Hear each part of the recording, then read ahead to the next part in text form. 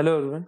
So the question that we have over here is a shop owner sells loose mustard oil from oil containers of fixed volumes. From a new oil container, he sold 3 by 5th of the oil at 45% profit, one third of the oil at 18% profit, and the remaining part of the oil at 15% profit.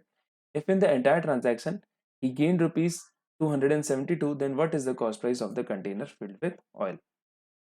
So as I already know कि जो container में जो है वो oil है, तो मैं मान लेता हूँ कि उसमें जो जो तेल है वो 1 लीटर की क्वांटिटी में आप मान लीजिए रहा हो 1 लीटर, और इसकी वैल्यू जो है वो भी ₹1 के ही बराबर रही हुई है। टोटल 1 लीटर ही है उसमें और ₹1 है उसकी वैल्यू है।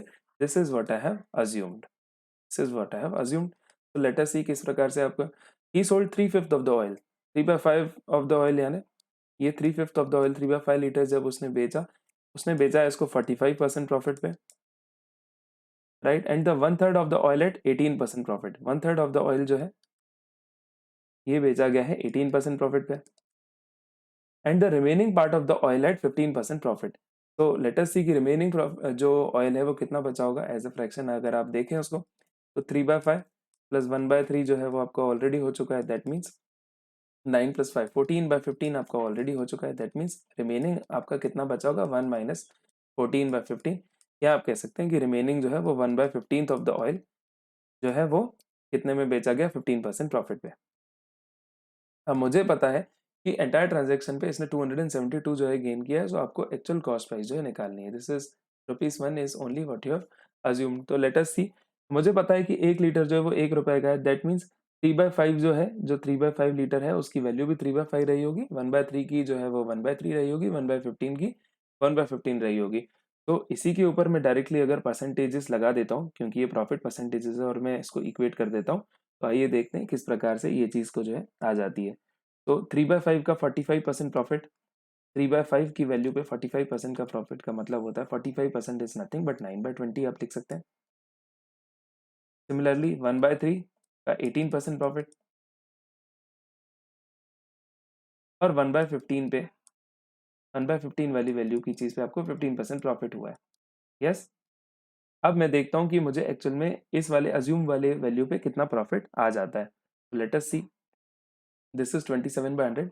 ये आपका 3 1 जा, ये आपका जाएगा 3 6 जा, 15 और 15 यहाँ से हो जाएंगे कैंसिल। तो यहाँ पे जब आप एलसीएम ले लेंगे 100 आ जाएगा।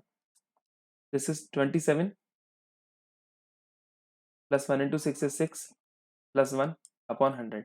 दैट मीन्स 34/100, या आपका आ जाता है प्रॉफिट 0.34। दैट मीन्स जब आपने कॉस्ट प्राइस 1 लीटर की जो टोटल ₹1 अज्यूम करी, तो आपका प्रॉफिट जो है 0.34 आ जा रहा है, लेकिन एक्चुअल में कॉस्ट प्राइस अलग है। तो the profit that I have been given is 272। तो ये 0.34 की एक्चुअल में जो वैल्यू है वो 272 है, तो आपको वैल्यू निकालनी है इस वन की, तो which is nothing but 272 divided by 0.34 into आपका 1। तो let us see, this is nothing but 2000 और 27,200 आप इधर कर दीजिए इसको, सो डिवाइड कर दीजिए आप 34 से। दिस इज 17 2 जा, this is 17 17, and then you have 102 remaining, that is 17 6 and 00। so this is 2 1 and this is 2 800 तो 800 जो है, जो आपका एक्चुअल जो है वो आंसर आना चाहिए। Let us see the options that we have. so yes, I have option C as the right answer to this question, which is 8।